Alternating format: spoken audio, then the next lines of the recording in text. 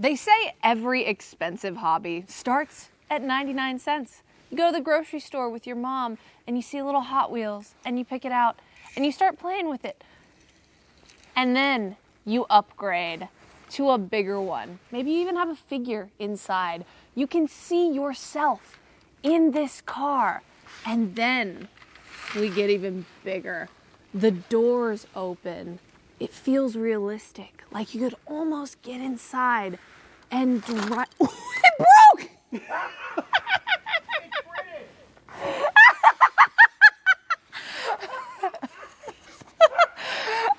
then you try to find one that doesn't break. That's your cue, Kevin.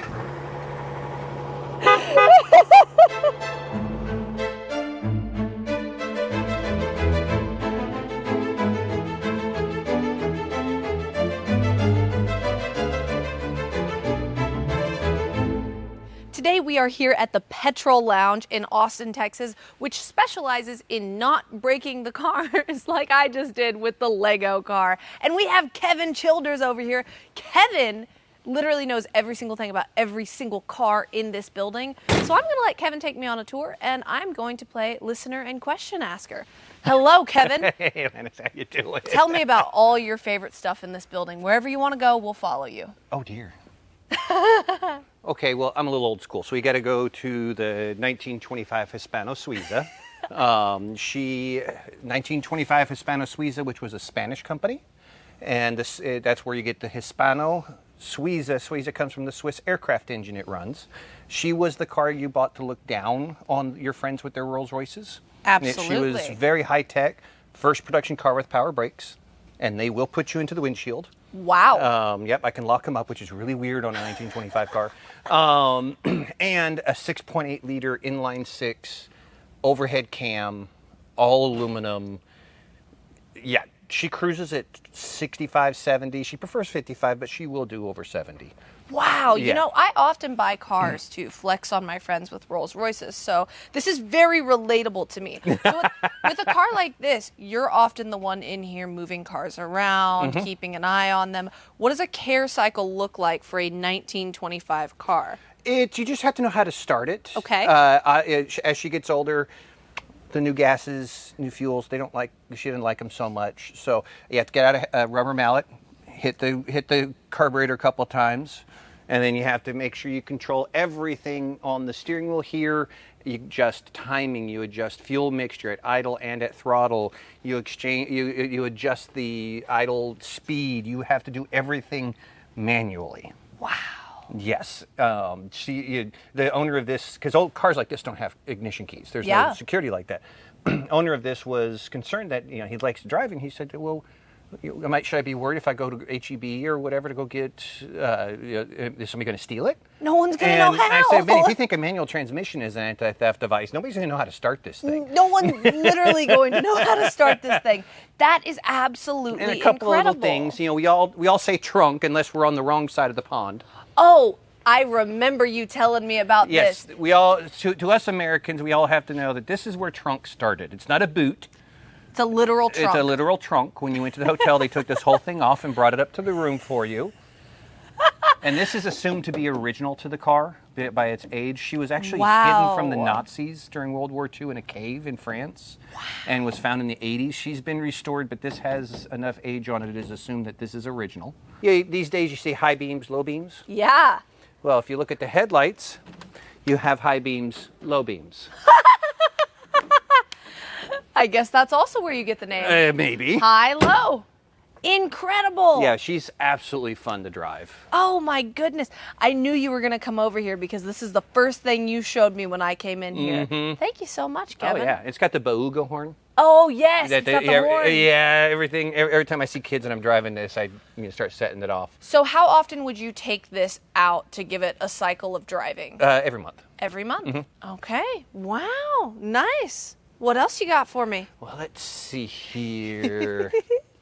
So I'm sure you and a lot of your viewers know what Doc Marten boots are. Of course. So I'm wearing knockoffs. There you go.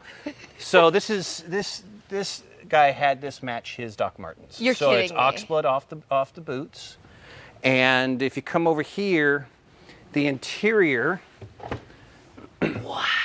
uses the leather and correct stitching from the boot company. You're kidding me. And because these F12s came with luggage, he now has luggage that matches his boots. Yes, that's a very popular thing when you buy a supercar like this, is they will give you luggage that matches your car. Yeah, this whole thing was tailor-made. Everything on this car was custom colored from the ground up. There's not much that's not custom on this. Well, what's wild is it takes the classic Ferrari formula, which is red over tan, and it just makes it so much more custom. It's really pretty in here. Wow. And people, so it's so funny. You could always tell somebody who's driven all these because they absolutely love the front engine Ferraris. Yes. The mid-engines, they get all the glory. Yeah, they do. But they don't realize when this car came out, it was 2 seconds a lap faster on their test track than the Enzo. Wow. So, and this is the GT car. Wow. Hey, you know what? Front engine works for a reason. V12, I mean, and it has the noise too. I mean, of course. Wow. That is so cool. I wish I had a Ferrari that matched my Doc Martens, but instead, I just have these $15 shoes from Macy's. And then we've got these two over here. This is the Ford GT and the Celine S7. They are both 2010 Le Mans cars. They raced against each other in the same class. This was run by a Swiss female race team. Unfortunately had a mechanical problem and didn't finish. And the Celine actually won. Wow. So, and they're back together again. How do you treat these differently from a street car in terms of care or anything like that? Do these get taken anywhere? Do they get driven in the parking lot? We just start them, move them a little bit, but the nice thing is they've got just roll-around tires. They're not going to be used on the track, so we don't care about flat spots on these. So we don't have to move them. Obviously, not street legal, and there's no way in hell we're getting these up and down a driveway. No way. So it just gets started up, warmed up, cycled every 2 weeks. Wow. That's awesome. And then we have our Ford GTs over there who have just all multiplied many times. Ford GT, Mark II Ford GT, Ford GT, Ford GT, Ford GT, Ford GT. The GTs. This is the biggest concentration of Ford GTs I will ever see in my life. And actually, 3 of them are out right now. Wow. Yeah, we have a Mark IV, the new Mark IV. He's out breaking track records. But he actually was at Grid Life, not this weekend, but the weekend before. You were saying and that, he took the lap record at Laguna Seca. Incredible. And then we got 2 of the 05s are out right now. So we had a lot of them. So you do have some people who store here, but then pull them out to go to the track? About a third of our clients are very active, say, multiple times a month, and some of them multiple times a week. Wow. And about a third of them are a couple times a year, and a third, they're out of the country or they're just keeping them here. Yeah, for sure. Wow. I love our Ford GT collection. Oh, yes. This carbon fiber, you should be able to see it on the roof. Yes. Is not black. It's blue. So this is a growing trend with supercars, is you take the carbon fiber. Exposed carbon fiber is a big deal, as you know, Kevin, because of the fact that if you paint over carbon fiber, you can actually hide the imperfections in the carbon fiber. Exposed carbon fiber is so much more expensive because you cannot have an imperfection in this because everyone can see it. And something that's getting really popular is, taking the carbon fiber from that original gray black and tinting it. Yes. Yeah. We have the customer just blue one, and we have one with the SF90 that is tinted red. It's a black car with red carbon fiber. It's Dracula's Ferrari. Wow. That is so cool. I really do like the tinted carbon fiber. I don't think I've seen any in person yet, though. So, very, very cool. Works really well. It works really well. It's and beautiful. then, let's see here. I mean, just the random F40, F50, and a LaFerrari sitting over here. I mean, everybody has that, right? Yeah, I mean, you see those all the time, right? Every single day. You see those at the grocery store. The F40 and F50 are both Euro spec cars. Got it. Which means, I don't know as much about the F50, but the F40, there are no bumper beams, no door beams. So don't crash your F40 regardless, but don't crash this one. But it makes for a lighter car as well. Yeah, for sure. Wow. And I mean, here we have the very classic C6 Corvette headlight approach. Hey, it could be a Diablo with 300ZX. It's so true. Oh, we have a Dakar. which is quickly becoming, everybody that's bought them have found that they really like them. Yes. Because not only, they go into it expecting, hey, I don't have to worry about bumps, the speed bumps and all that, which everybody expected.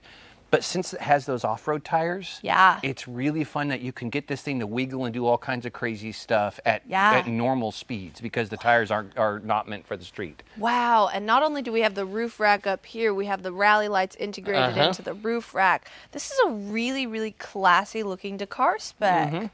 Wow. The Dakar is so cool. I'm just getting distracted by the Porsches. I know, Porsches are your thing. And then we got kind of mixed in here with its other German brethren. We have a E36 GT. Yes. Which is the Euro, but the only time that we got the Euro stuff.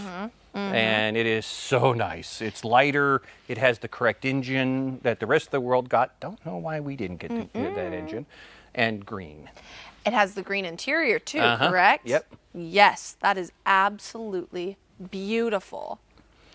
Oh, it's Porsche time! It's an ST. Let's go! And the thing I really like about this ST is I believe we have the bronze badging on the ST around back. It's goldish bronze and it's very, very pretty. It's so classy. Look at it. Wow. That's all I have to say. And the reason we're actually coming over here is not just for Porsches, but for a very weird French car that's kind of an oxymoron, but there is no such thing as a normal French car. This is even weirder than normal. It is a 2 chevaux or 2CV from the 60s. They needed an all-wheel drive version for the North Africa colonies. And being French, they couldn't make four-wheel drive normal, so they just added a second engine and transmission back here. Got a 2-cylinder engine up front running the front wheels, and a 2-cylinder engine back here running the back wheels. And they are completely separated, but you have one gas pedal, one clutch, one shifter. Wow. So, Kevin, you were talking, and everything you say is very fascinating, but I got so deeply distracted by our sticky note on the dashboard, which shows the shift pattern, which it starts out kind of normal, right? Reverse is over and up. First is over and down, which, you encounter that in some cars. The Ferrari Mondial is over and down. But then you go to second, third, and then fourth has that very odd. Because they expect you to be screaming these engines at all times. It keeps you from money shifting. You have to go to third. It won't let you go to first. Got it. That's actually really smart because people do money shift, don't they? Wow, that is so interesting. Very cool. And I love how you can use basically spare tires for your tires. I know, just put it right there. It's fine. Wow. 1927 Bugatti Type 35B. Oh, yes. Inline 8 supercharged, and the owner of this still tracks it. Now, I was about to say, the thing about Type 35Bs is that the people who own these track them. This is the original 30. The original 30 are worth too much. I mean, you'll occasionally see them at Goodwood, but this is actually made by a company called Persang. They're in Argentina, if I remember correctly. And he's the only guy in the world to make the replacement parts for the 30. So what he did is just decide, you know what, I'm going to make a whole car. Wow. And even Jay Leno has one of the real ones, but he drives one of these because it actually is not good to drive the originals. Like the crankshaft destroys itself every 1,000 miles. It's a track car. What do you expect? Well, destroys itself. Well, it's really fun. Like, when you buy a Persang, you can get great upgrades like a fuel pump, which they originally did not have a fuel pump. There is a pressure gauge for the pressure in the tank, and you had to occasionally pump pressure into the tank while racing to create pressure here to push gas into the engine. That is absolutely incredible. Now, we have a couple of controls on the outside of the car. That's a gear shift. Here we go. Gear shift. Tell us what this one does. Rear brakes. There we go. Don't know why they're separated because the brake pedal does all four. I didn't realize drifting and Tokyo drift and all that was a thing back in the 20s. Yeah. And then we have one more lever thing up here. Yep. What have we got going on up here? It has even the originals had an electric starter, thankfully. But if you didn't like your arm, Yeah. you could crank start this, but you're very likely to break your arm with these when that happens. You're kidding me. Oh yeah, it kicks back. The compression back? It can't. Oh, that's why this is gone. I mean, whether it be a Model T or something like this, crank starting, likely to break your arm because it'll catch and then shoot back and hit your arm so hard it breaks it. And then we have the Huracán Sterrato. Mm-hmm. Love a Huracán Sterrato. My favorite thing about them is the driving lights. I Oh, love yeah, those. absolutely. That should just be a thing. You know, I was at a Lamborghini event over the weekend with all female Lamborghini owners, and there were an odd amount of Sterratos there. Mm-hmm. I was in shock because the Sterrato is fairly new, and to have that many in one place was just very, very wild. Wow. I know what I'm gravitating toward, but What you got? I got the NSX. Of course. Of course. This is a Zanardi edition, and it is number 2 of 50. So Honda kept number 0. Number 1 went to Alex Zanardi himself. Wow. And this one was the first sold to the public. Wow. And the owner of this has tracked it. Wow. That is incredible. Imagine owning an NSX I love it. and tracking it. Oh, they're glorious. They just drive so well. You just have to be, such an enthusiast. Mm-hmm. Because, man, I would just be so scared. I would be so scared. Oh, it's beautiful. Wow. Yeah, I love it. And he's still got his track tires on there and everything. Incredible.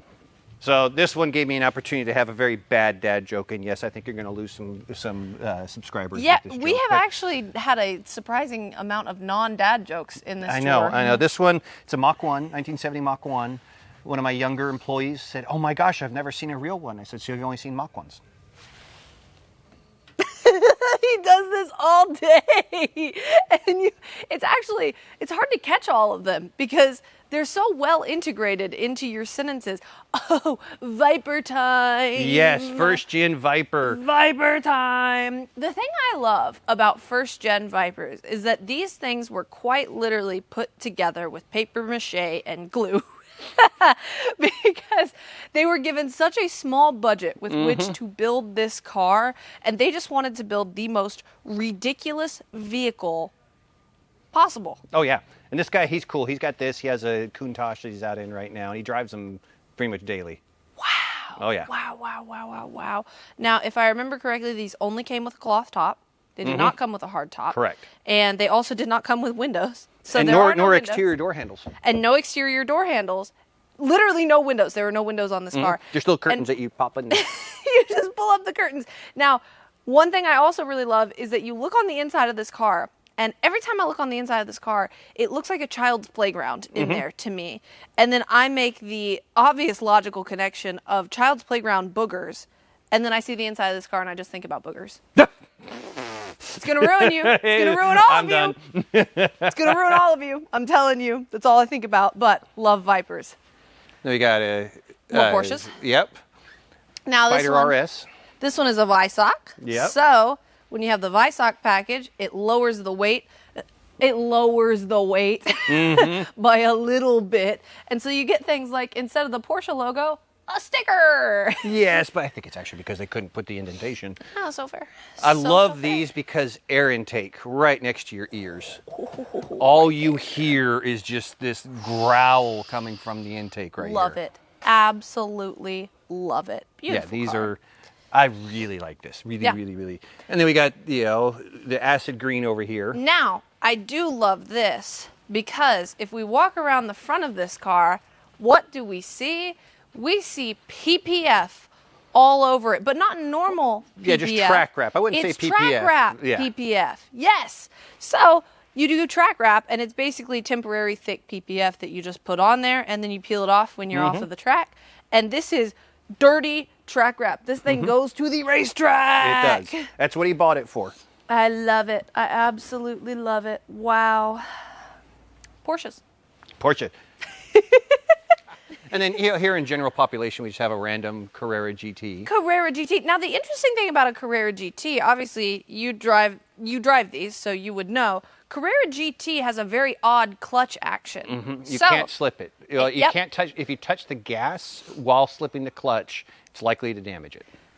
That is so odd. So walk people through how you put this in first gear and actually Well, go. you put it, you clutch in first gear, but you let out the clutch without touching the gas, and the computer will keep it from stalling. So it's not going to be like a normal car. But if you do what you think you're supposed to do and do them both at the same time, it's not good. You will damage the car. So You the could, clutch yeah. comes all the way out and then Then gas. you touch the gas. That is so odd. I feel like that kind of takes away some of the... Well, remember, this was an engine Porsche was working on going into F1, so this is really just a Formula One race drivetrain that they had to calm down a little bit. Yeah. So it's still got that race clutch.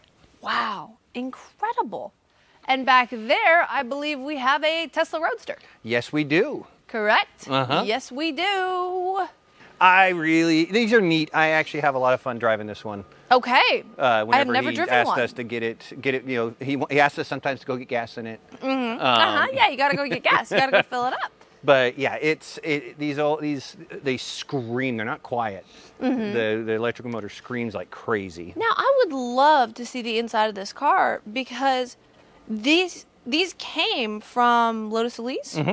And the inside of this car looks actually a lot more comfortable than a Lotus Elise. Because the Lotus Elise, for me, is just famously uncomfortable. I can't fit in it very well. This actually looks like it would work a lot better Well, for they me. did a lot of changes. One thing I know they did is the sills are lower on this car, Yeah. so you can actually get in and out of it without being a pretzel. I like the color matching. It's a Halloween car. Wow, cute. So you also have other operations inside here, not just car storage. We have stuff on either side of the lounge. What is going on? We have our detailing shop over here. No mediocre detailing. Got it. Logan is just absolutely amazing over here. He's making this car look amazing for its debut on Bring a Trailer. Ooh, bring a trailer. Good And auction I think you site. just did the PPF and ceramic coating on that one? It looks stunning. Are a lot of the people who work with y'all also owners in the Petrol Lounge, or do you have... Yes. So the Petrol Lounge is my main client, and we obviously get to surround ourselves in this beautiful environment with these beautiful cars and these incredible people. But you don't have to be a Petrol Lounge client. You can be anybody. Amazing. A daily driver or a Ferrari, it doesn't matter what it is. Amazing. Can help you out. Everything looks beautiful. We also have this on the other side of the lounge. What's going on over here? We have Alpha Dent over here. Chris Naylor is our awesome paintless dent repair. Besides the fact of how awesome he is as a person, but he also works aluminum. He's very awesome because the Lego I broke was Chris's Lego, and he said, "It's okay," and then he came over and fixed it. It buffed right out. It buffed right out. Holy crap, that's looking a lot better.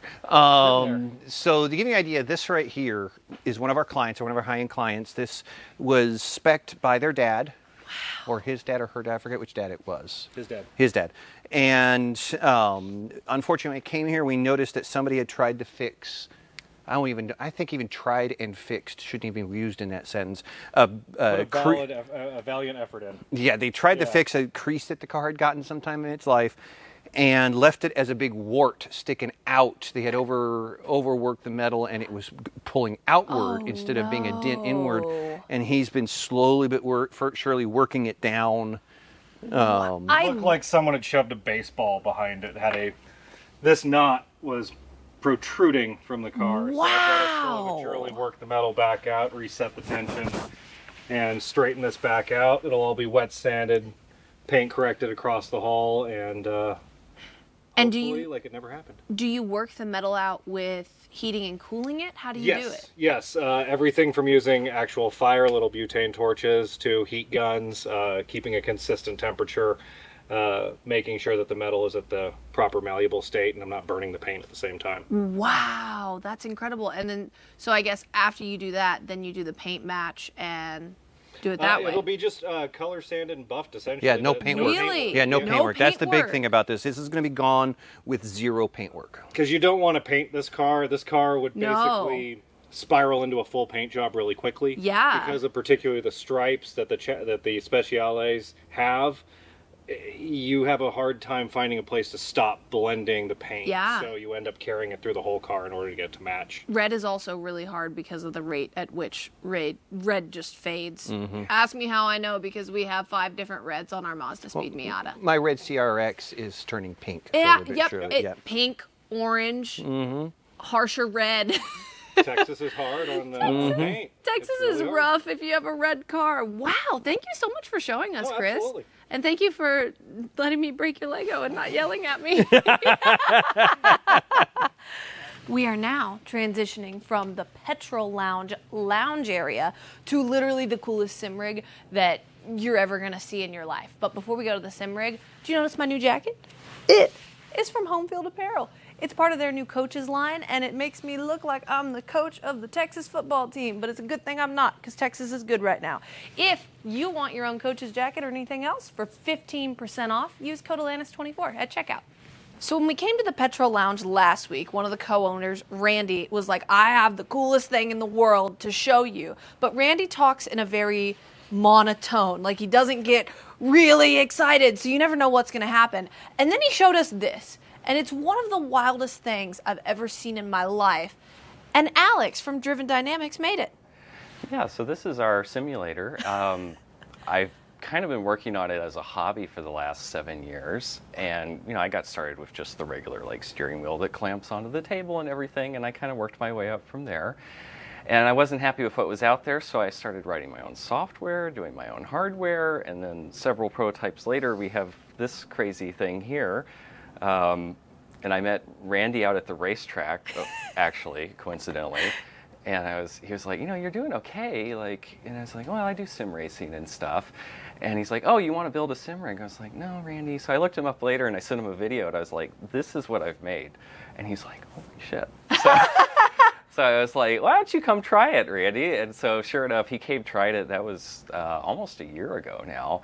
And since then, we've built this one, which is our sort of pre-production tester. It's been here at Petrol Lounge where they've been trying to break it, basically. Yeah, rightfully so. Exactly. Just try to break things. Well, we want to make sure that it's going to be reliable before it goes out the door to somebody's house, So they've been beating on it. We've been doing reliability testing, improvements on how it feels when it drives. And now we're actually starting to take orders. We're going to have our first batch going out in a few months. So we're excited. I quit my job and I'm doing this full time now. That's wild. So we've only been here about a month, but the reaction has just been wonderful.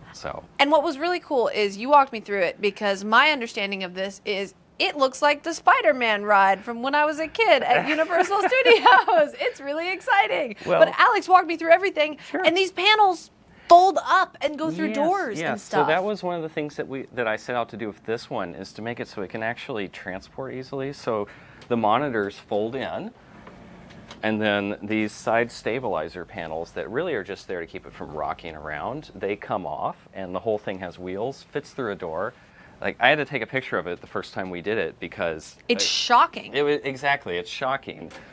But we got it in here, no fuss, and yeah, it's a little bit like a theme park ride. I mean, kind of borrowing a bit from maybe you've seen on some flight simulators, right? Mm-hmm. Where they have the hexapod set up with the actuators, right? Mm-hmm. Which isn't all that common on driving simulators yet, but it enables us to do things that we can't do with a normal 4-corner post setup or 4-corner post on top of, say, a yaw table.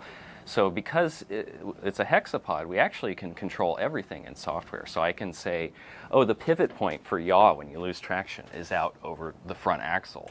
Or I can say, well, the pivot point for other stuff like track orientation is right here on the monitor, so it's easier for you to focus on it and it's not shaking around as much. And we can do things like, well, I'm on the carousel on the Nürburgring. It's really bumpy, but it's bumpy this way. It's not bumpy, this way, like on a normal track. And so all of that's easy for us to do. And then on top of that, it's good for vehicle dynamics testing, because we don't have canned effects for it's accelerating, so it lifts up this much. And then you make a new profile for a Formula car because it has a tighter suspension. We don't have to do any of that. We just take the physics data straight from the sim. And if you make the suspension stiffer, then the ride feels stiffer. So a formula car in here on a bumpy track is actually pretty punishing if you leave the motion at full settings. You can turn it down if it's like an endurance race or something, right? But it's nice because we don't have to play games with the physics of the car. And the feedback rate, too, is one of the things we've really focused on, is how quickly the motion responds to the data coming from the sim. So we have very little delay to the point that you're able to catch slides very effectively in the sim, whereas some of the other sims we've tried, by the time you realize what's happening, it's already too late. Yes. Right? So between that and then trying to convey as much road detail through in terms of vibrations and high frequency data from the laser scan tracks. So. Wow. Okay. So is there anything else you want to know before we let cameraman husband get on the sim and absolutely rock the Nürburgring? You good? That's it? I think we're good. All right, my last note is that they also have a wind machine, so you can have the wind in your hair while you run.